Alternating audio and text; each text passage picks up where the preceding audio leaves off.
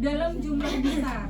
Tapi kalau sirimpang maksimal pakai menggunakan spuit 50 itu maksimal, dia nggak bisa lagi nih lebih dari 50, nggak bisa. 25 cc nggak bisa, 25 cc, yang 10 cc pun bisa. Tapi yang sering digunakan adalah 50 cc dan 25. Paham sampai sini penggunaannya? Berarti begitu kita mendengar kata sirimpang, berarti tetesan penggunaan kecil, dosis kecil yang 0,0 cc per jam itu sirimpang. Biasanya diberikan apa? Biasanya obat-obatan yang campuran, yang titrasi.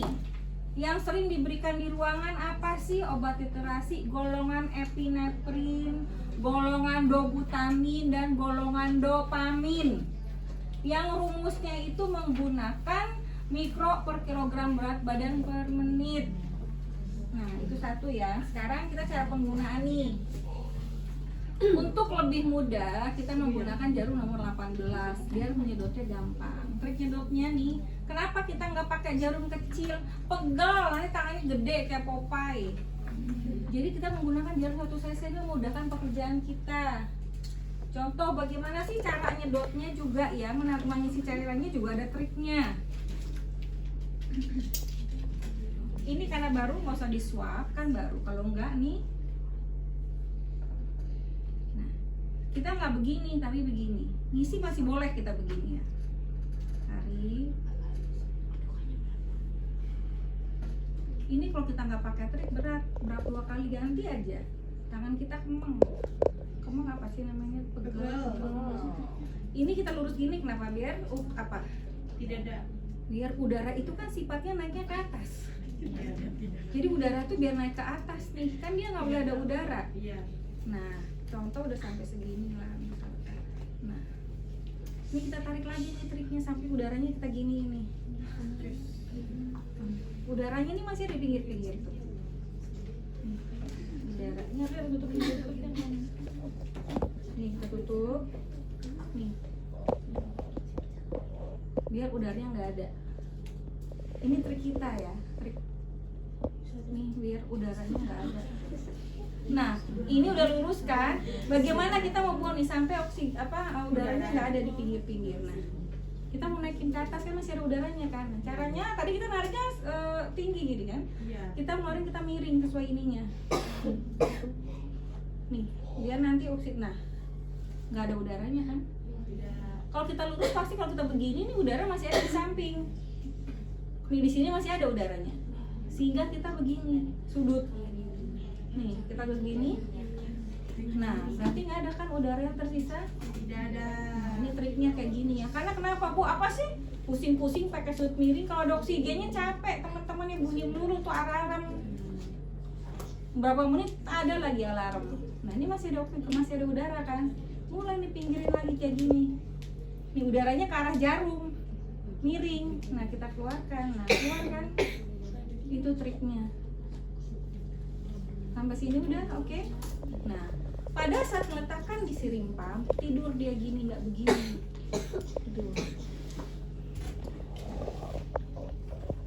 Ini namanya extension tube. Kalau lihat teman-teman bawah disediakan ada yang ini yang 1 cc, segini 1 cc. Ini saya bawa kemarin. Kalau yang disiapkan sama stiker itu 3 cc, besar. Jadi nggak bisa diselipkan di sini. Ini yang 1 cc isinya. Namanya extension tube, tapi mungkin nama-nama tiap rumah sakit beda namanya. Kodenya, kode kita ET1, ET3. Maksudnya extension tube 1 cc, extension 3 cc itu nggak usah diapalin karena memang beda-beda kodenya tiap rumah sakit. Tapi namanya extension tube. Ini diisi dulu kan. Nah ini tolong diperhatikan mesinnya. Ini ada yang buat buka spuitnya. Tarik. Nih, buka spuitnya. Ini buat ada selipan ini buat meletakkan pinggir ini.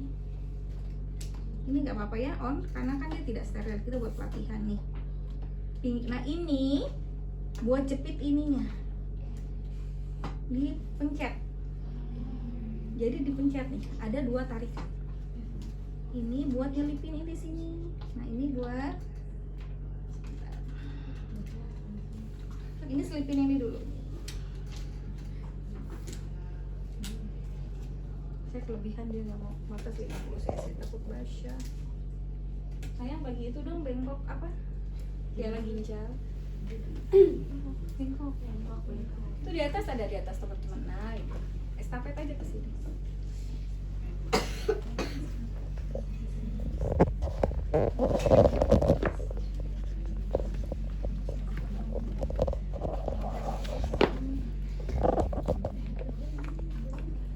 Dia nggak mau kalau lebih dari 50 cc ya, karena sudah setting dari 50 cc. Ini buat di mana tadi?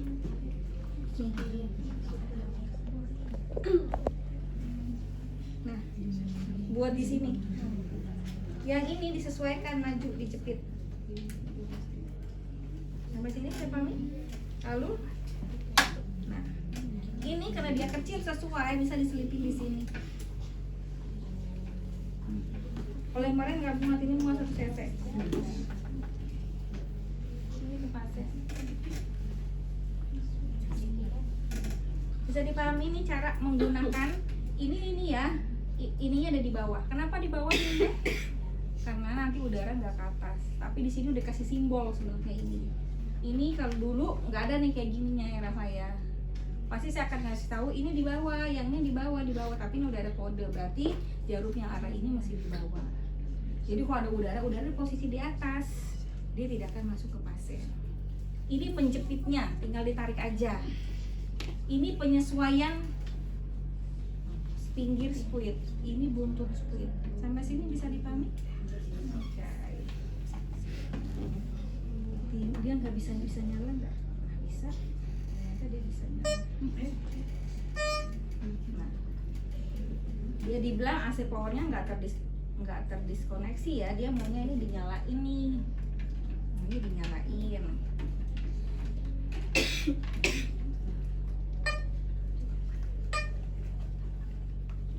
Dia tidak mau ya, dia masih AC powernya terdiskoneksi, dia maunya dinyalain. Mau di nggak mau ternyata.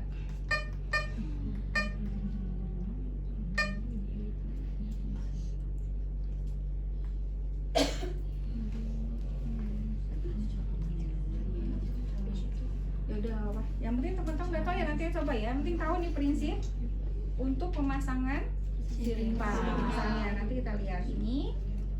Kalau pakai ini ya, kalau misalnya gede nggak usah. Ini kebetulan yang pas karena extensionnya 1 cc. Kalau yang gemuk kayak kemarin nggak dipas. Sampai sini bisa dipahami, ini buat ngejepitnya, ini buat pinggirannya di sini. Tinggal diselipin aja yang disesuaikan ini, ditarik ini. Kalau mau belajar lagi di rumah, tinggal cari di YouTube mereknya apa, foto. Misalkan lupa. Sampai sini bisa dipahami? Oke, sekarang kita hitung, belajar menghitungnya ya. Karena dia nanti cara jalannya ternyata masih ada. Nih, videoin aja cepet. Ayo.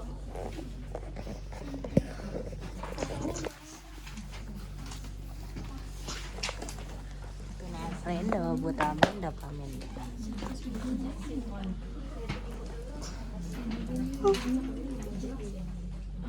Kemarin kalau maaf timnya Serimpam mana?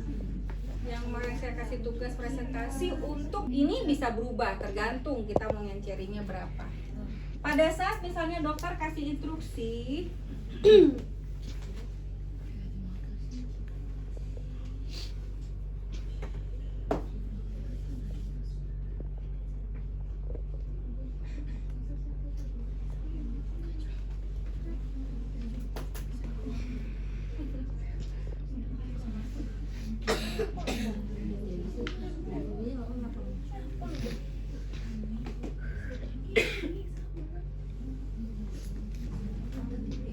biasanya gini, suster tolong kasih deh nih epinephrine, dobutamin atau dopamin 0,1 mikro per kilogram berat badan per menit. Ini dokter kalau kasih instruksi kayak gini aja, nggak mau tahu deh tuh ini berapanya. Nah kita yang kalau kita tahu misalkan instruksinya ini epinephrine, langkah pertama, langkah 1 sediaannya, langkah 1 sediaan obat. Yang masuk sediaan obat itu Si epinefrin itu berapa miligram sih satu ampelnya? Dobutamin berapa sih? Dopamin berapa? Kalau saat ini epinefrin itu 4 mg per ampel. Kalau dobutamin itu 250 mg. Kalau dopamin itu 200 mg.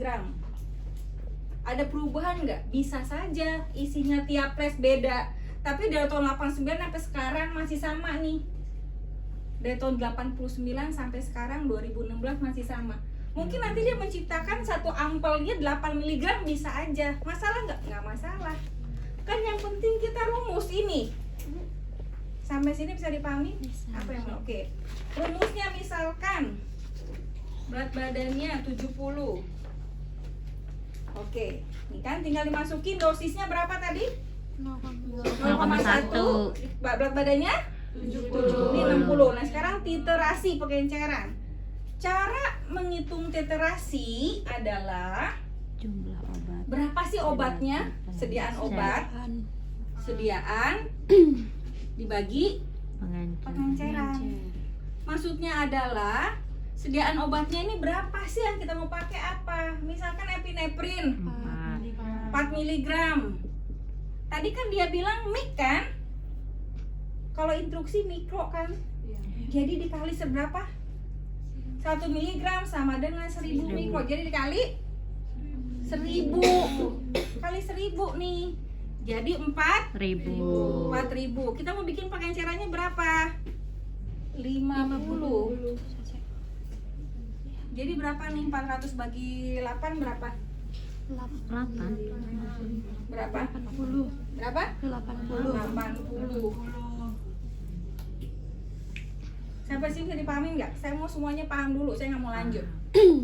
Ngerti nggak nih? Kalau pasang infus mereka nanti di bawahnya dibacanya epinefrin. Jadi bukan nama dagang. Isinya epinefrin. Panadol itu nama dagang. Bodrek itu nama dagang. Tapi isinya paracetamol. Itu mesti dibedakan mindsetnya. Jadi jangan bingung. Mindset isi obat. Kalau yang lainnya nama dagang. Isinya apa? Jadi misalkan bapak saya dapat obat ini kok beda merek sih di apotek. Lihat isinya, oh isinya sama, udah selesai. Isi obatnya apa? Di setiap obat nama dagang pasti di bawahnya pasti ada namanya dia. Kandungannya iya. Panadol pasti di bawahnya ada bacaan paracetamol. Paracetamol. Bodrek, nah sama ini juga epinefrin isinya. Namanya bisa NEP, bisa Paskon, bisa lain-lain banyak. Dobutamin bisa Dobutrek, Dobuzel banyak, tapi isinya dobutamin. Dopamin juga sama begitu. Tapi di bawahnya ada tulisannya dopamin. Sampai sini bisa dipahami sediaan obat? Nah, tadi kalau ada instruksi kayak begini, langkah pertama kita ingat rumusnya ya. Dosis kali rumus ini, dosis bisa berubah, berat badan bisa berubah, yang nggak berubah ini waktu 60 sama titerasi. Titerasi bisa nggak kalau kita mau bikinnya misalkan 8 mg? Bisa nggak? Bisa aja. Ah ini sering ganti nih dosisnya tambah tinggi, aku mau dobelin deh 82 ampel nih. Jadi kan 8 mili, bisa pembaginya? Bisa. 160. Tergantung kita ingat rumus dasar, silahkan yang nanya. Nanti pada saat teman-teman di lapangan, imajinasi teman-teman, idenya teman-teman itu bisa nanti akan ketemu sendiri. Tapi ilmu dasarnya sudah saya berikan. Nanti ngutak-ngatiknya terserah teman-teman. Ilmu dasarnya, strategi udah saya berikan. Berdasarkan pengalaman saya 30 tahun guys. Silahkan, ada yang mau tanyain? 70, ada 60. Jadi strateginya nanti 80. Tapi ini rumus dasarnya harus diingat nih. Nanti kerja di rumah sakit ini nggak ada epinefrin, ternyata pakai ini sama isinya epinefrin. Ya, sampai sini paham? Rumusnya nggak akan berubah. Rumus tidak pernah berubah rumus ini. Pengenceran bisa berubah. Nah, misalkan tadi instruksinya dia diberikan dobutamin, berarti berapa dosisnya? 0,1 dikali berapa? 70 dikali 60. pengencerannya berapa tadi? 80. Terserah berapa jadinya? Coba Hitung. Berapa itu gitu? 70 kali 60 sama dengan dulu baru 80. 5,25. Berapa? 5,25. 5,25 cc per jam. Satuannya cc per jam, infuskan Viribang cc per jam.